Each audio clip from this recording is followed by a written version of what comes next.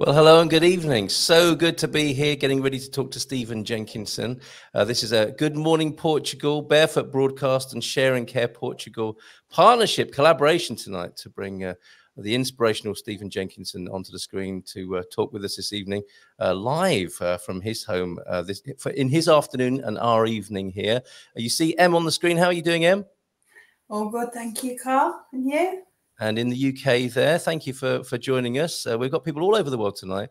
And José Martins is here in Portugal, who can take questions in Portuguese and do a little bit of translation for us tonight, because, of course, we're primarily broadcasting from Portugal and introducing Stephen to more people, hopefully, in Portugal. José, thank you so much for being here this evening. No, thank you. Great to see you. Okay, so let's bring on our star of our show, as it were, this evening, Mr. Stephen Jenkinson. Thank you so much for being here with us this afternoon, evening. It's a delight to be in your company. Thank you. So far, so good. Not too bad, huh? Yeah. Okay, by way of an introduction, and I was hoping not to do a kind of book jacket introduction and do something slightly different, and ask you how you got to be the person. How did you get to be in this position as the person who people are looking to as a teacher and as a guide around dying wise and having a good death? What was the trajectory that took you there?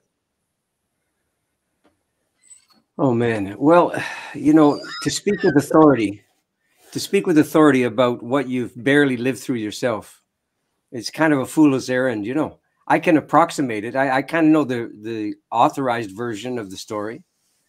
But the gist of it was, you know, the normal slings and arrows that attended my life, as it probably has done everybody who's listening. And a number of close calls, which turns out not to be very educational for many of us. In other words, we proceed like there's an infinite number of close calls available at any given time. You can just dial one in and you should be fine.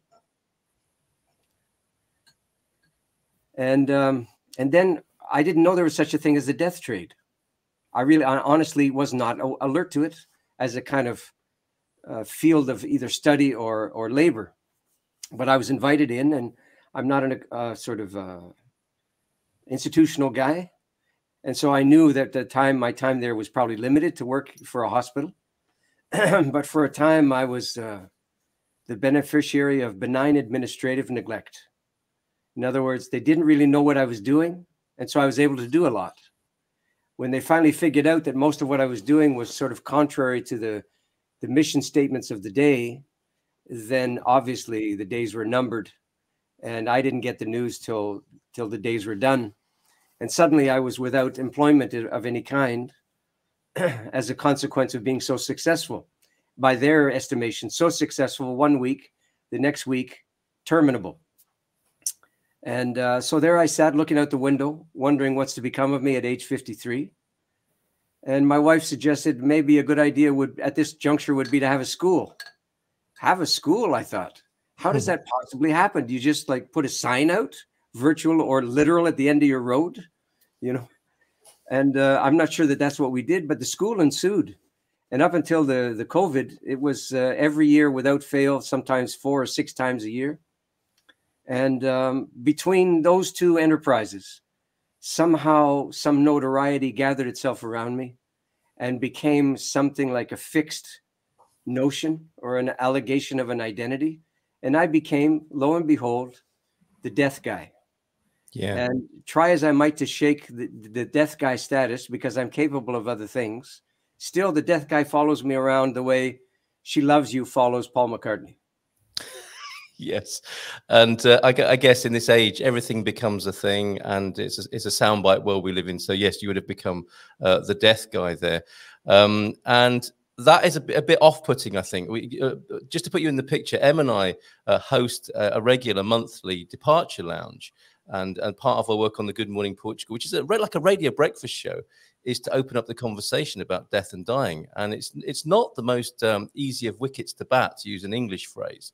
And what makes your work so appealing to me? I was listening again to Die Wise, and two things. What we talk about in death here can give us our life, of course. And if I may quote you, seeing the end of your life is the birth of your ability to love being alive. And that to me is so powerful. It is the cradle, you say, of your love of life. So it's talking about death that can actually perhaps set us free. And that's hopefully what we'll talk about tonight. And in the introduction, Martin Shaw says, stand up. You are needed. It's time. And I think that's a rallying call to the people who are tuned in tonight. We've got Jay, James, Suze in Vancouver, Tabitha, Colleen, people all over the world, Louisa from Feel Good Astrology. I think wanting to stand up and have this conversation and make sense of these times that we're living in, because, of course, Come of Age and Die Wise were written in 2016 and 2018. And we've had some strange things happen between then and now. So you've told us how you got to be the death guy, as it were. I'm sorry to use that phrase. What happened since you wrote the books and how you see things now as we come right up to date? Sorry, we had a bit of a hiccup in the transmission. I lost half the question. Could you ask me again? Yes, okay. So we've heard how you became the death guy.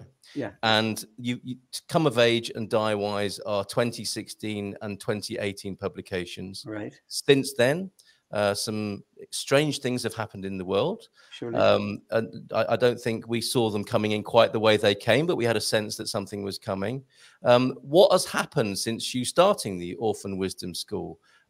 Finding yourself out of work, starting the school, and then this great curveball for humanity. What brings us right up to date? Do you know, the answer I think is going to sound a little monstrous perhaps to some. And it's not that I'm going to wish the scenario I'm about to describe. But you remember in the early days of the COVID, the vision, if you can call it a vision, was bodies piling up in the streets. I mean, that was a real, genuine, ongoing concern.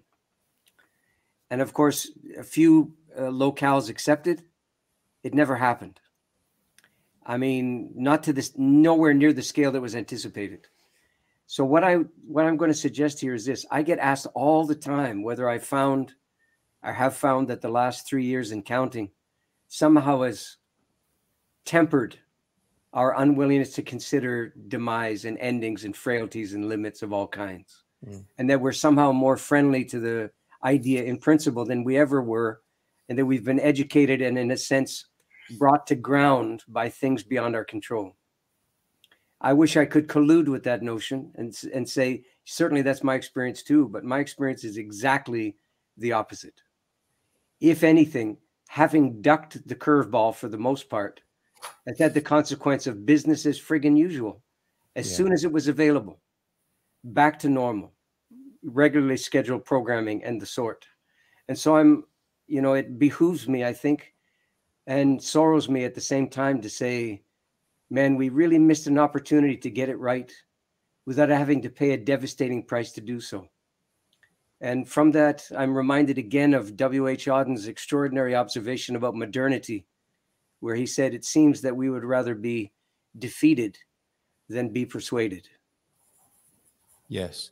So we had a chance, if you like, to come face to face with the sort of issues that we'll be talking about tonight. But perhaps the dominant narrative has carried on, as you say, with business as usual. The death trade perhaps hasn't improved in the way we might have hoped from reading Die Wise.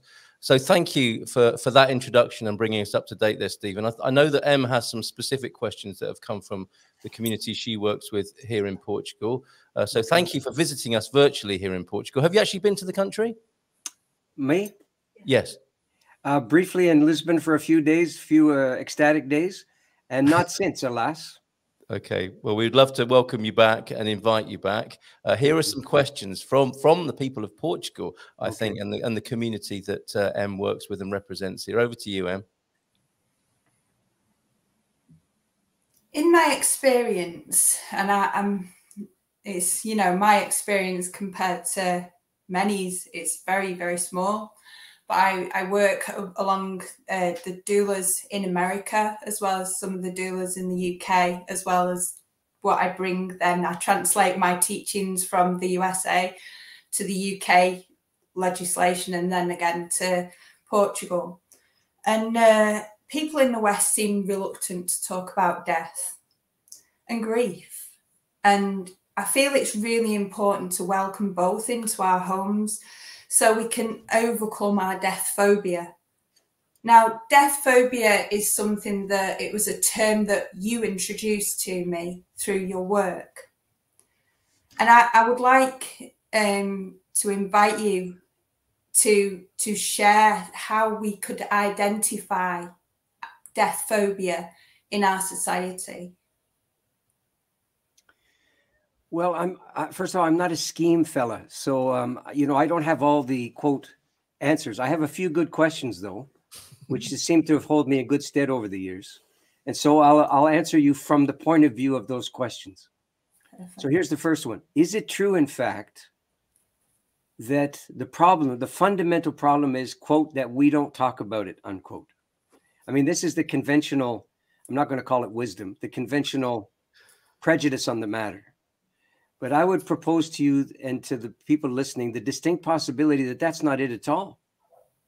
That, in fact, a kind of death language has been available for quite a long time.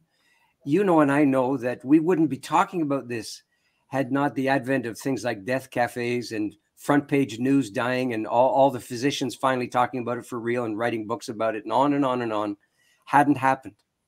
So we know that from the point of view of topicality, dying is much more front page news than it ever was. Well, the macabre part is that it's news.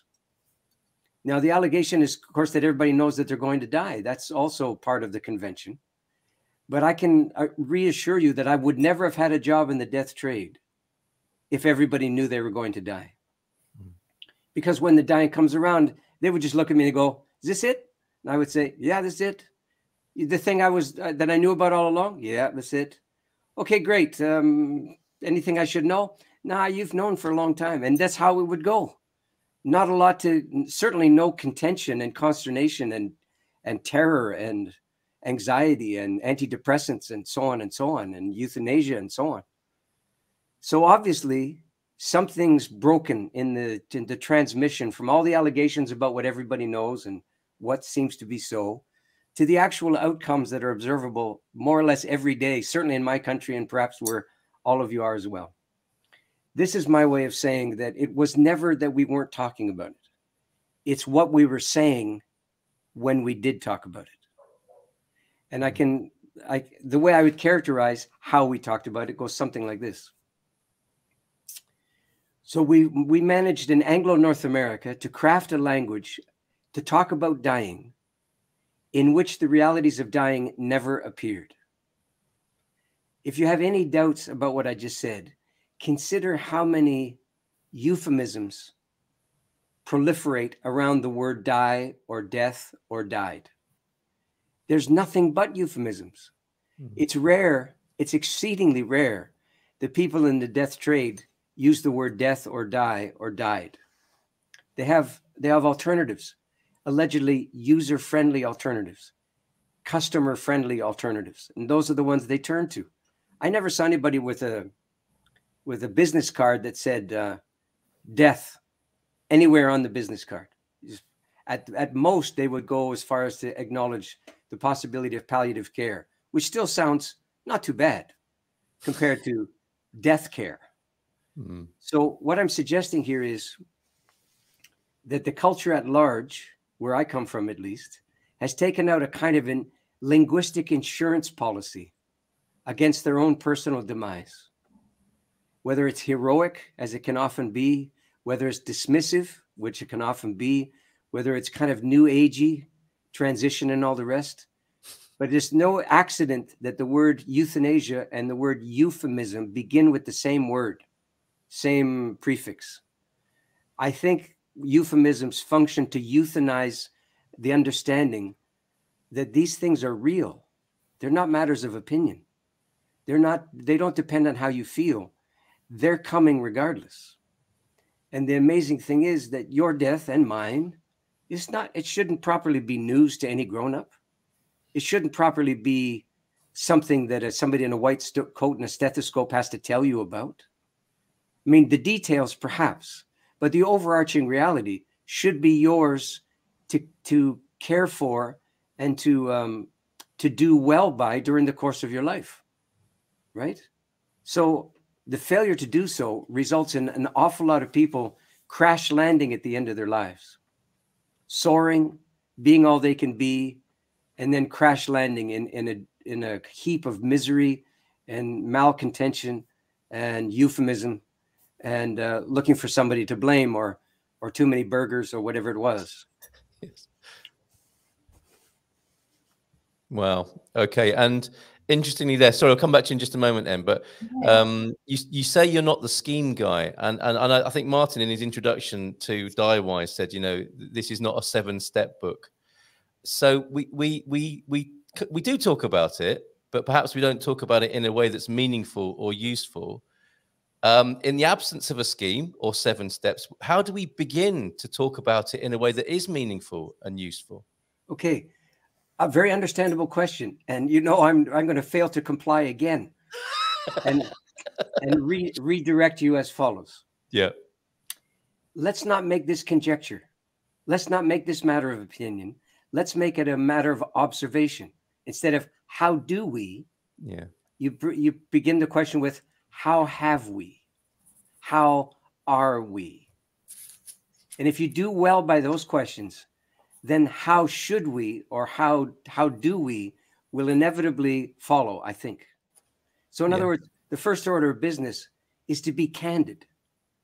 And the amazing thing about the death trade when I was in it is what an early and often permanent casualty candor was in contending properly with dying people. And I should say that dying people more than colluded with this absence of candor. And this is what it sounded like in the trade. You know, I'm not misrepresenting anything to you by telling you that the way it went was people who were paid to know better would say something in the order of, we're waiting to establish a relationship of trust before we get to the hard material. And I would say, understood completely.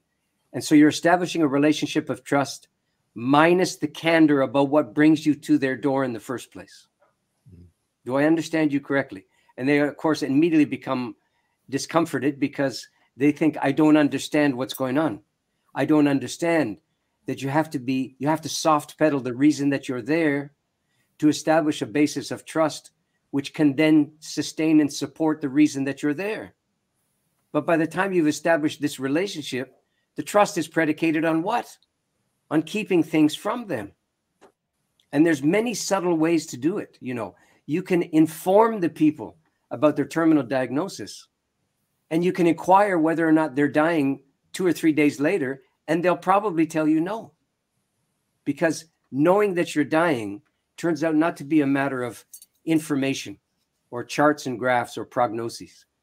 Knowing that you're dying is a whole person understanding, not principally a physical understanding. So what palliative care ended up being, I could characterize, and good luck with translating this, but I characterized it this way. Here's what we can't do anything about, but here's what we can do about what we can't do anything about. Can we have that one more time? Just at least for José there. Sure. Here's what we can't do anything about. But here is what we can do about what we can't do anything about. Okay. See, it's a lot of it is smoke and mirrors. A lot of it is picking and choosing your vocabulary so that you don't make it, quote, harder than it already is. But I submit to you, the thing that makes it quintessentially challenging and difficult is the inability for dying people at any given time to know where they are in the arc of their days, you see. And this failure of any kind of meaningful star chart, this is the cause of untenable suffering. And all that scramble for, you know, antidepressants there towards the end. Yeah. Thank you. Thank you. Back to you, Em, with questions from the community. It's all right saying about questions, but this is the way that this is flowing for me right now. And it's something that I greatly, deeply respect Stephen for, is truth.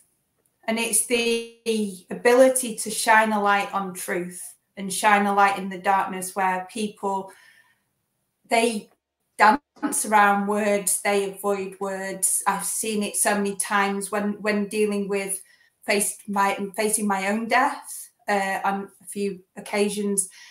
I've come across times where I've not wanted to, and then when I make my peace with my death, and then I try and talk to family and friends, they don't want to talk.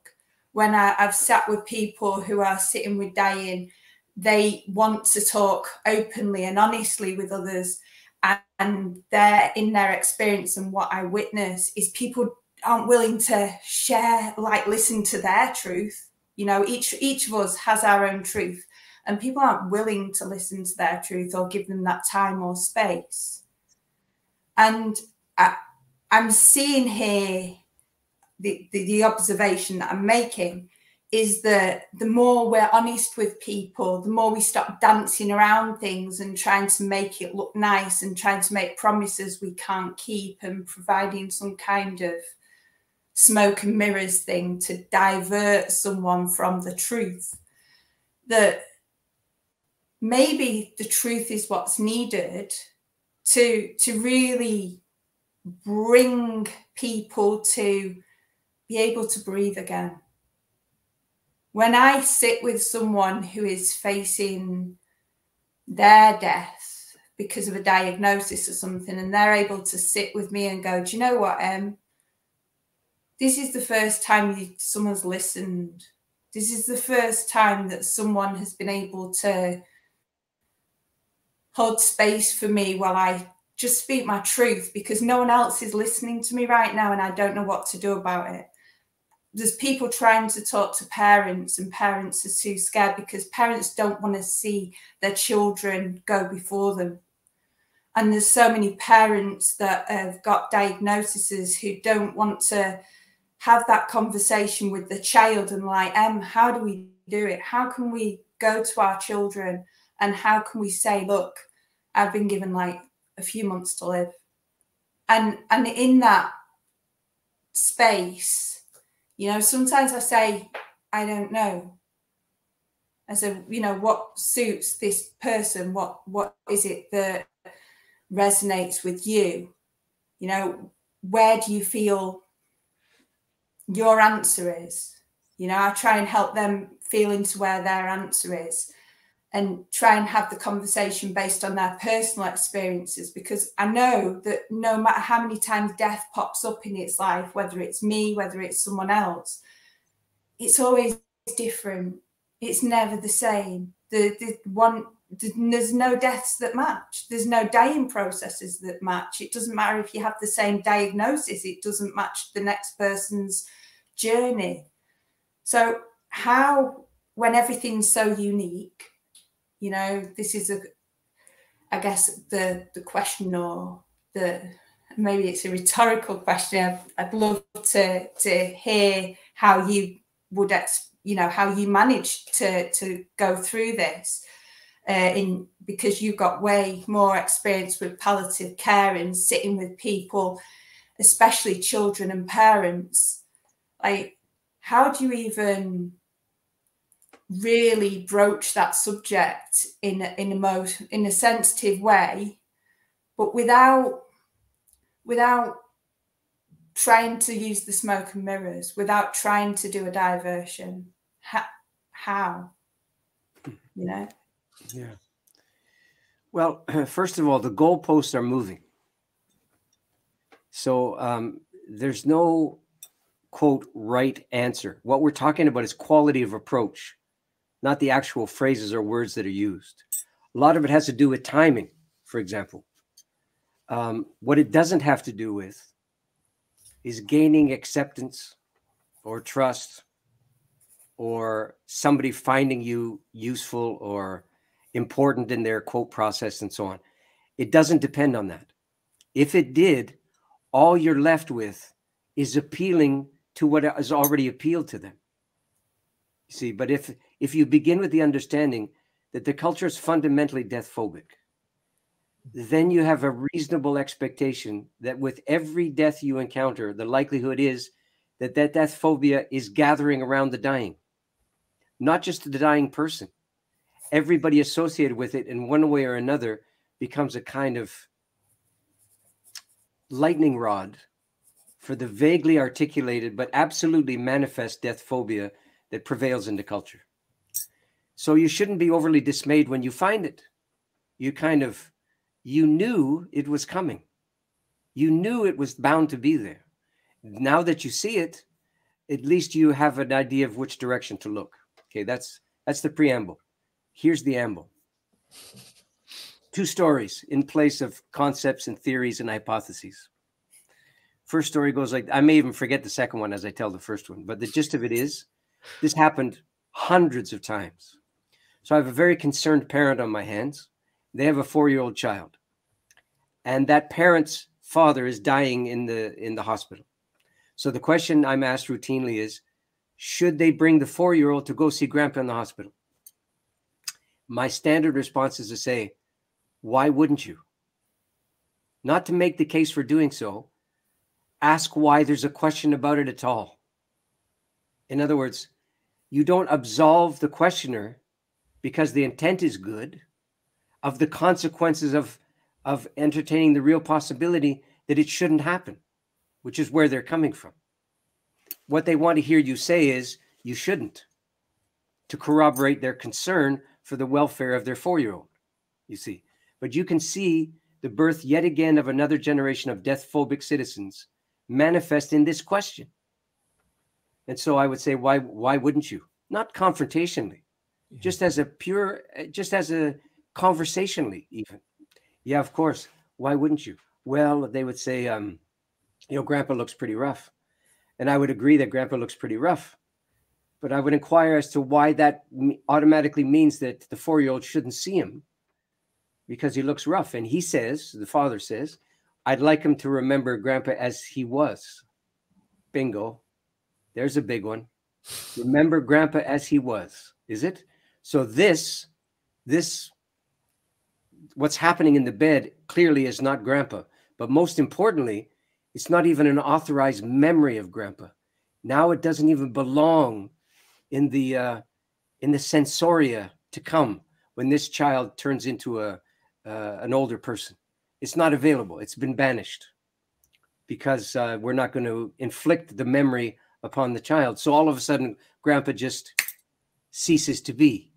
And when he goes to the funeral home, and then there's that videotape playing, there'll never be any footage of grandpa in the deathbed. Almost for sure that won't be there. Yeah. And then if that's not bad enough, this is where it goes next. Not only do I want him to remember grandpa the way he was, but I don't want my son to be traumatized. And I would say, of course. Why would he be traumatized? In other words, where's this assumption coming from that by virtue of this kind of exposure to the real thing, not the blunt force trauma of the real thing, the subtle and often sedated form of the way it is, why would that automatically be traumatizing? And they don't have an answer for that because their assumption is dying is by definition traumatizing. And that's why all the measures are in place to mollify the dying and to sedate and sequester the dying. That's where it all comes from. That's the assumption. So rather than take it on frontally, I take it on in a skewed sort of way. I will say this, some version of the following. Your son right now is standing in the room, either in his mind or the last time he was there. And this is what's happening. He looks at grandpa in the deathbed, and then he looks at you. And he sees grandpa's reactivity or lack thereof, and he sees you steady as she goes. And then he looks at the fact of grandpa not being what he once was. And then he looks at you being what you've always been. And at some point, the 4-year-old, even as a 4-year-old, has to begin to decide which reality he's willing to join himself to. Is it the reality in the deathbed that nobody corroborates? Or is it the reality of the parents who are steady as she goes and, this too shall pass, and getting on with life and closure and all the rest of that stuff? And you know what they choose much more often than not? They choose, quote, the living, because they know where their next meal is coming from. And it's not coming from a dying grandfather. Yes. So that's where they go ideationally. And that never goes away. And I'm submitting to you, It's the obligation to choose between these realities that becomes the traumatizing thing for a 4-year-old. Not the dying, but the inability of the living to proceed as if the dying belongs where it is, belongs to the time that it appears in, belongs to the person who's dying, belongs to the people who are attending to the dying person, and so on. So it's such a reflection of the qualities, and I use the term loosely, the qualities of our time. That's about reputation and perception management, isn't it? Which is just what we do in our culture, that in our dominant culture here. Well, I think in part, I mean, let's credit, as I tried to do in the story, we credit the motivation of people who are trying to underplay the enormity of what's transpiring. Yes, it happens every day, and still it's mythically enormous at the same time. It's uncharted, it's unprecedented, even though it happens all the time. And it is the most miraculous and exceeding form of normal that we could possibly imagine. And we can be observing it in real time and have it completely elude us at the same time. So it's, you know, I, for one, am trying to be on the record to say, I'm not sure this is anybody's fault. I'm not sure that what we're talking about here ultimately is some kind of egregious malpractice in the professions and amongst families and the rest. I think people are doing the best they can sometimes, oftentimes not so much, with what's been entrusted to them or what's been impressed upon them. And the learning that they received as kids draws heavily upon them later in life, you see. The other story I was going to tell you, it occurs to me now, very simply, it went like this. Happened not that long ago. I get an email. The email says, taking care of my father, sole caregiver for my dying father who's in his 70s. I'm in my 50s. We've had a fair relationship up until now, and I've read Die Wise. And so my question to you is this. My father refuses to talk to me about or because he's dying. Just refuses to broach the subject in any way, shape, or form. So how can I give my father a die-wise death, her phrase, not mine, a die-wise death, and at the same time respect his wishes? See? My answer was, you can't. Yeah. You can't do both. So that's my answer to this overarching question about how do we make it better? How do we fix it? And the answer is, you can't try to satisfy death-phobic people about their dying and imagine you're doing them any favors. Yeah. As with the most profound things in life, you can only really do it for yourself, I guess. We've got a couple of comments, and then we'll come back to you, Em, with more observations and questions from the community. I so agree with Stephen Reed Children, says Colleen, who, as she watches over her mother in a hospice, mortality is in my life right now. I plan to live a magical life in Portugal as soon as I get there. And Sue, this is interesting. As a child, she was 4. First death experience was at a funeral when I was 4. Didn't bother me, as you would think. I talked about him as the little man because I could only see his upper torso was visible, and that supports what you're saying there, Stephen, isn't it, about the reality of children? And that's something, I guess, in our death-phobic culture we don't afford necessarily. That was, I mean, with no disrespect to Suze, that was some time ago. That may not be the case in many cultures now. It might be much more sanitized than open coffins even in our culture. Thank you for your comments, everybody. And there are questions that we'll come back to. Back to you, Em. When I'm kind of jumping ahead, so I'll be jumping ahead in my notes, and it's like I feel that when we look back in history, we see death was welcome in our homes. We grew up in homes. When I say we, I've never experienced it. So this is based on what I've heard or what people have told me. I have no experience whatsoever of growing up in a home like this. But death was welcome. People watched the whole transition. They watched the dying process and then held space for the dying and paid their respects to the elders or whoever it was that was dying, and they were there right through to the end, including through the passing, and then holding space before they were buried or whatever went on. And I feel that in that respect, the people were more able to talk about it, have a drink over, you know, around the body, and really discuss things and honour the lives that were there, and they were all a part of it, and everything was more verbal, more sensory, a more lived experience of the whole process. Whereas I feel now everything seems to be very medical. Everything seems to be very hospitalized. You go to hospital almost to die in some circumstances. There's that separation where you're not always able to see or be part of the whole thing. And that, I feel, stops people from seeing it as a genuinely true, honest, genuine, raw, authentic part of life and living. And I feel like people are almost shortchanged by that. Yeah, how would you feel that culture maybe impacts how we perceive death in the homes, maybe in the West? Well, let's start with your characterization about the principal problem is that the hospitals, quote, get in the way. I would suggest to you that the real possibility exists now, that if you were to simply, by some kind of strange magic, you were able to eliminate hospitals, at least for the dying, as an option, and that you turn the dying back towards their families and their, quote, communities, you would find, among other things, well, guess what? There's no sustaining community available to this dying person. There never really was. And during the course of their lives, they didn't really overly contribute to the existence or the maintenance of a sustaining culture in the, or community or village. And as a consequence of that, they are reaping what they sowed. That is a distinct possibility. And I probably suggest to you, we can go further and say, I don't think it simply wasn't the case that everything was rolling along beautifully when it came to dying. And then some people took it into their head to see, how can we screw this up?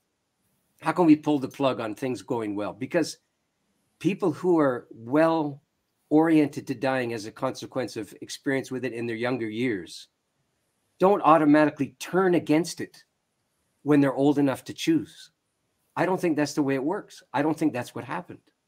So these things are not really about, the changes weren't specifically about how we were with dying or how we were with dying people or where we died. The changes go in the direction of culture that has not much to do overtly with the care of dying people at all. So you have a couple of scenarios that'll be familiar to anybody who's listening in no particular order. One, you have the supremacy of the rights of the individual, not the responsibilities of the individual, the rights of the individual. Two, you have this notion that it's your life to do with as you see fit. It is your possession. And if your life is your possession, then you guessed it, your death is your possession as well. And because it's your possession, you can do it however you want. You can not do it however you want. And it's nobody's business, even though you won't be there to live out the consequences that you've put into motion by virtue of the questionable dying decisions that you made. The rest of us will have to live the consequence of those decisions, but we didn't get a voice, did we, on establishing the conditions that would emanate from the way you died? No, we were warned away from it, or worse. I mean, I could go on with the list. The feel I'm trying to give you here is when the culture dismantles its understanding of the commons, its understanding of village-mindedness, its understanding of mutual responsibility, mutual dependence, and the rest, in favor of some kind of autonomy for the individual and secondarily for the nuclear family. Be not surprised that there's no second best to turn to when the individual starts to fray and wither, and all their supposed preparations, ideological and social and political and social justice orientations and so on, proved not to be very useful in clutch time because none of them were fashioned with the realities of dying in mind or in view. None of them. They were all fashioned to be an insurance policy against those realities. And lo and behold, the realities are stronger than the insurance is almost every time. Yeah. Well, did you want to continue? I just need to let everybody know we've got about 15 minutes to go. Stephen, thank you so much for being with us. I wholeheartedly agree with this comment from an anonymous Facebook user. This is such a valuable conversation. Thank you for being here and having it with us. I would like a final question, if I may, towards the end, but back to you. Okay. Suicide. It's prevalent in society today. Yes. And we have an awful lot of people contacting me. I've been a Samaritan since 2014, holding space for people as they make that choice. And they, in my experience, they all feel hopeless and stuck and trapped, and they feel like there is no way out. Have you any thoughts that may guide them if there was someone listening right now who's dancing with death, in contemplating taking their own life in some way, either, you know, through assisted dying, which is very different to suicide, or suicide because they're not able to get an assisted death, or through other issues, you know? So it's quite a broad question, but there's so many people dancing with that right now. All the groups that I admin on, the numbers are going sky high. Yeah. That many people living in fear. So if you could. And the last 3 years and counting have only added to the numbers. There's no doubt. Yeah. So this is very important that we don't play fast and loose with the subject. Yeah. So when you ask me, have I anything to contribute to guide them, and then the notion kind of disappeared. And I would say, guide them where, in which direction? So, you know, the first order of business might be to inquire whether or not the belief is that, as it surely seems to be now, that by virtue of somebody wanting to kill themselves, they have an understanding of life that's unavailable to people who are not operating at that extreme. And that understanding of life has to be inherently respected and, if you will, obeyed or made place for. This is a very treacherous possibility, this willingness to concede that life is indeed, on occasion, more than on occasion, quote unquote, unbearable. So then what's the job of those of us who are not similarly afflicted?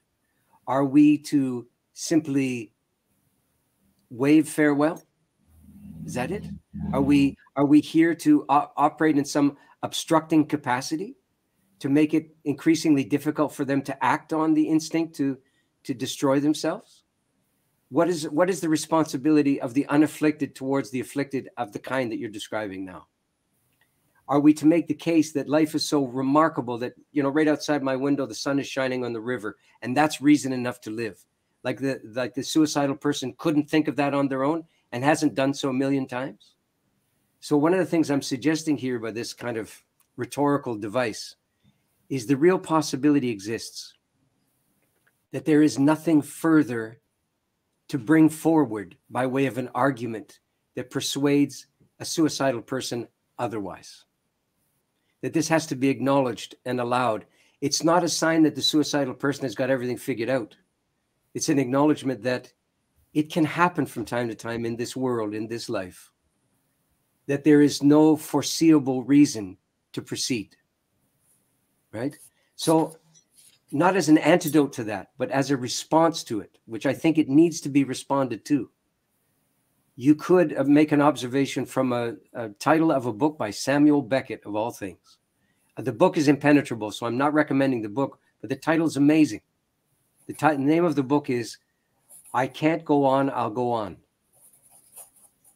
So think about it for a second. Think about the notion that this is bringing forward.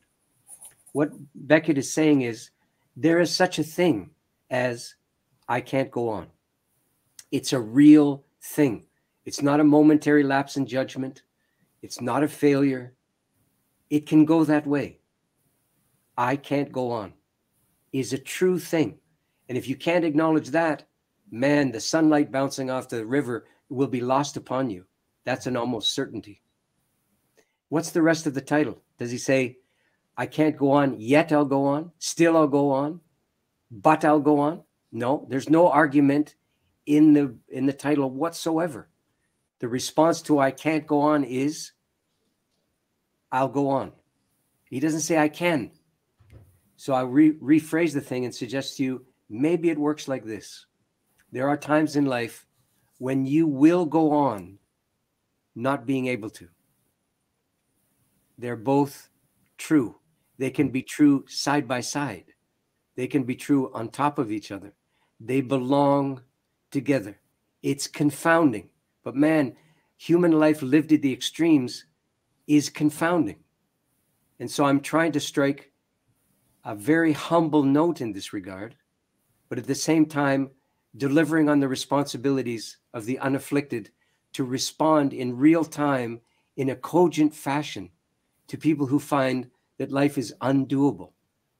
And the PS on the matter would be this, not unlike what I said a few minutes ago, dying people, people who are not actively dying and resort to the self-destruction that you've described are deemed to have the right to do so. I don't even know what that phrase means. I understand the way it's used, but I wouldn't know how to adjudicate whether this constitutes a right or not. But here's what I'm fairly sure about. The consequences that are set into motion as a consequence of exercising this right do not accrue to the dead person, not one of them. The rest of us are obliged to live out the indictment, which is suicide. And that's, among other things, what it is. The suicidal person is saying, I'm sorry to say it, but you weren't enough, and this wasn't enough, and now wasn't enough. So how does one live out the repercussions of that? Oh, yeah. I think one of the answers to the question I just asked would be, you bring all of the suicides before this one to bear upon how you deal with the person who's suicidal before you. And if it amounts to saying goodbye, if it amounts to saying, listen, just so for the record, I'll miss you, and that's it, well, then that's it. Wow. And if we have to clean up afterwards, we have to clean up afterwards, and that becomes part of the deal. And Yes. then we hopefully question again this notion of right because a person is suffering desperately, and reinvestigate our understanding of what constitutes good enough. And it's not sunshine. You know what it is. It's success and esteem and standing in, relatively speaking, with your peers, and how many hits you can get on your website. And I mean, that's what contributes mightily to people sticking around, sadly. So ultimately, a complete recalibration of what it means to be alive and a citizen and belonging to a place and a time, and what's the obligations of citizenship. All of these things should be brought to bear upon this question, not necessarily upon the forehead of the suffering person in real time, but certainly upon the time. Yes. And have that conversation as a community, if you like, an open, rather than things narrowing further and further down in this nuclear fashion, for it to be broadening and opening up. Wow. Colleen, very thankful. Thank you, Stephen, for a brilliant real view on suicide. Jacqueline, on 3 separate events, my husband tried to take his own life as he didn't want to live with his illness. Jacqueline telling us there. And it was Avut, our friend Avut in the UK. I said it was me who said it was such a valuable conversation. Stephen has really made me think, and this is such a help for my death cafes. Thank you from Avut there. Back to you, Em. I think we need to conclude quite soon, but maybe one more. Yeah, one more question. It's a big one as well. And you may not have an answer. Is there an opportunity now to train with you or Orphan Wisdom School? That's an easy answer. There's no Orphan Wisdom School that's open at present. The possibility exists for next calendar year, 2024. I don't really know because it's a burdensome enterprise to engage in. This year, not. This year, I'm doing a lot of other kinds of things, including a residency in Italy, in Tuscany, that starts, I think, next week or the week after that, and a teaching there. And I'm in the UK coming up pretty soon, and so I'm doing teaching events and musical events called Nights of Grief and Mystery with my musical partner in that project.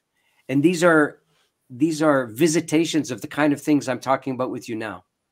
Not in subject, but in approach. They're there.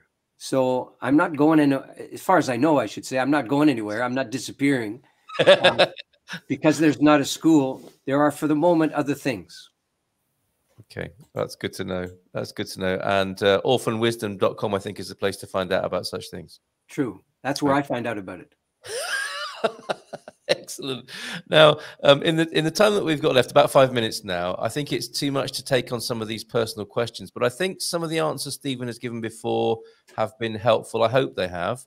And they give us, and I also don't want to shut anybody down. So I think what might be useful is our ongoing work as the Departure Lounge is to invite anyone who's asked a question who may still be wrestling with that or who wants to discuss it in a fair and open space, and with the some of the light that Stephen has brought us in this conversation, we could carry that into that space as well.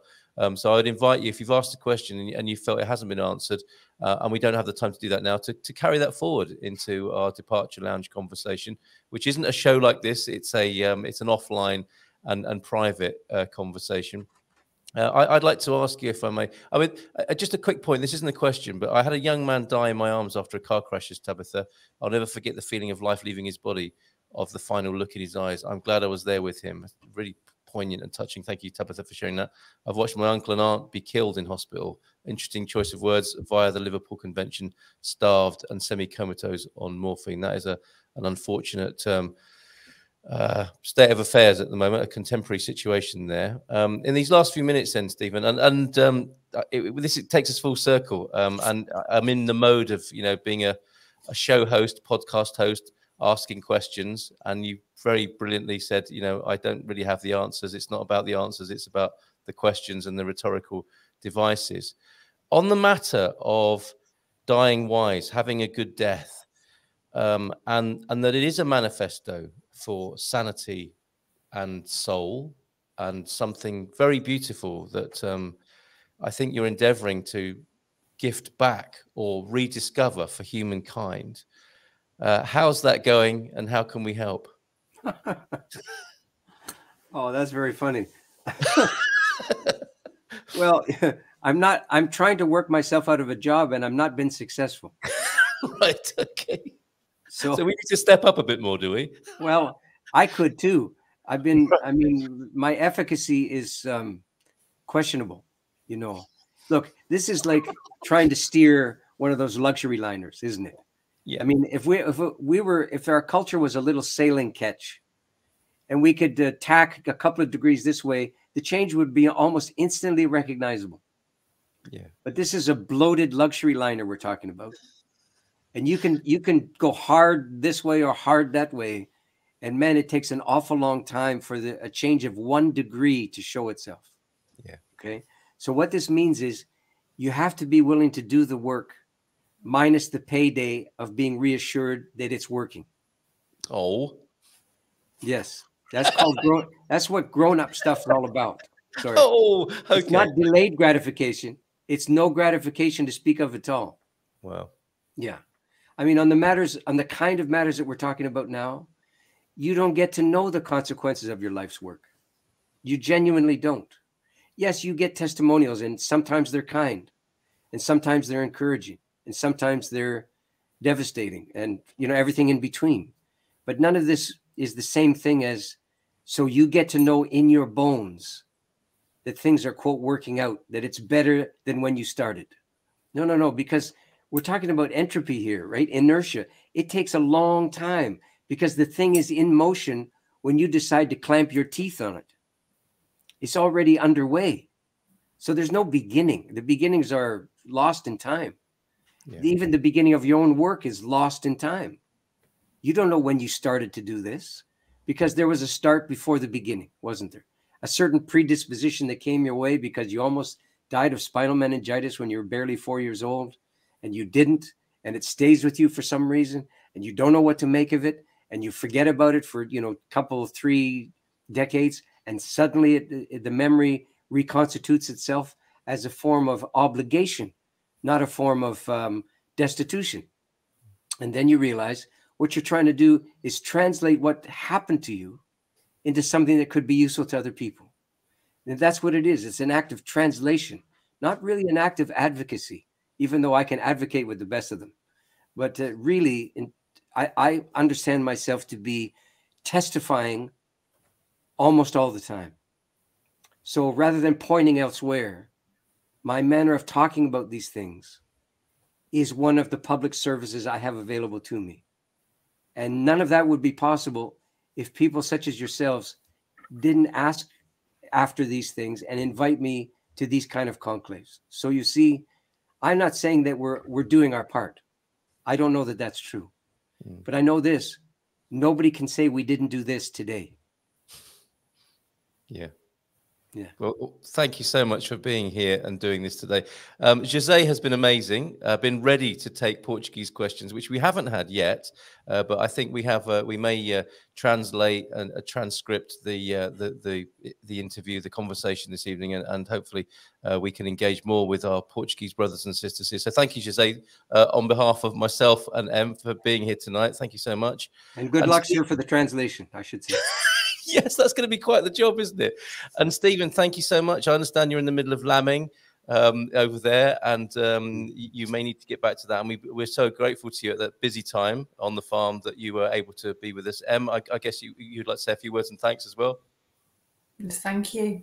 I really appreciate your time, your energy, and all you sharing. Thank you.